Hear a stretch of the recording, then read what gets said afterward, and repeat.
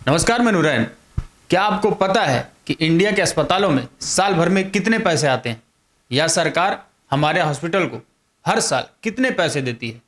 मैं आपको देश के कुछ बड़े अस्पतालों का फंड बताता हूँ। 2016 से 2018 के बीच सेंट्रल गवर्नमेंट के जितने हॉस्पिटल दिल्ली में हैं उनके फंड्स आप स्क्रीन पर देख रहे होंगे। इसमें से कुछ ऐसे हैं जहाँ पे अगर आप एक बार दिखा लें तो दूसरी बार 3 या 4 साल के बाद की डेट मिलती है, जिनमें mainly AIIMS, doctor Ram Manohar Lohia, Safdarjung hospital शामिल है। अब इनको साल भर में फंड कितना मिलता है? All India institute of medical science AIIMS को 2016-17 में 2043 करोड़ और 2017-18 में 24 करोड़ और 2018-19 में 3018 करोड़ का फंड मिला है, जो कि वर्ल्ड क्लास हॉस्पिटल है।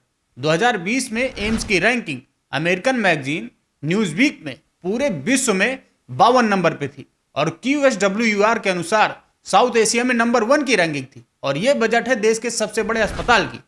ऐसे ही सफदरजंग हॉस्पिटल का भी बजट है। इस हॉस्पिटल को 943 करोड़ रुपए 2016-17 में, 1121 17-18 में और 1177 करोड़ 2018-19 में दिए गए थे। यह अस्पताल सेकेंड वर्ल्ड वॉर के टाइम का है। अब बात करते हैं इस साल के बजट का। सरकार ने इस साल हेल्थ बजट 137% बढ़ाया है, बहुत अच्छी बात है, लेकिन इसमें शामिल क्या क्या है यह भी जानना जरूरी है।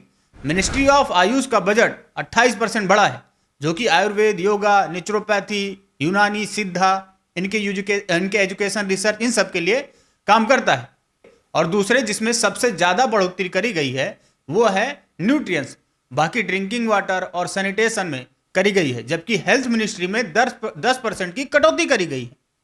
बढ़ाना तो इसका चाहिए था।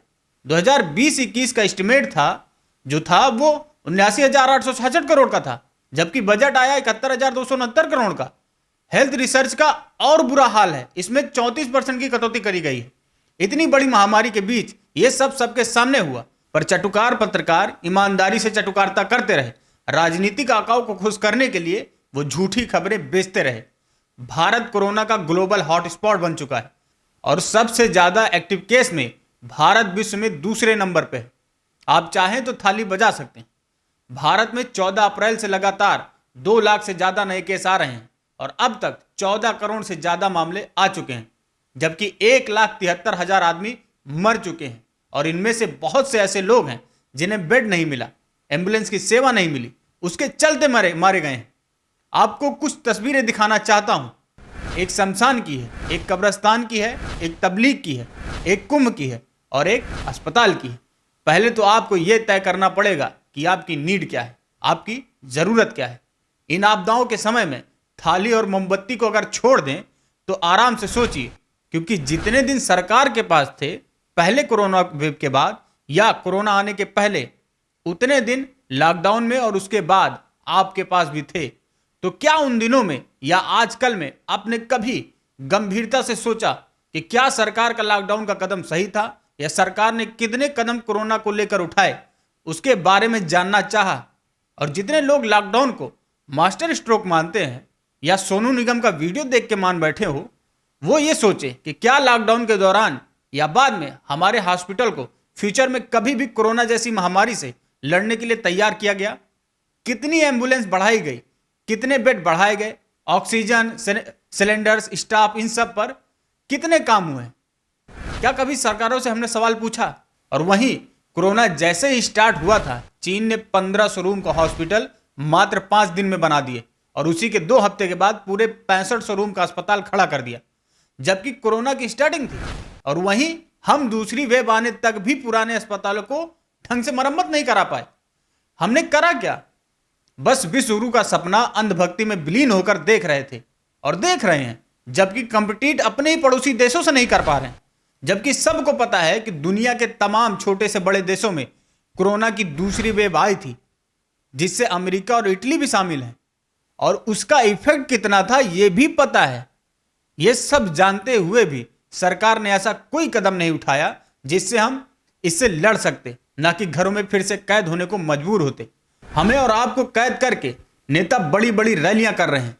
किसी और की बात छोड़िए, प्रधानमंत्री खुद बंगाल में आज 2 बड़ी रैलियां कर रहे हैं, जबकि इन्होंने लोगों को बाहर न निकलने की नसीहत दी है, मास्क लगाने की नसीहत दी है, 2 गज दूरी की नसीहत दी है, पर असलियत में इनके ही कैबिनेट के मिनिस्टर मास्क नहीं लगाते, इनकी ही रैलियों में 2 गज की दूरी का पालन नहीं होता।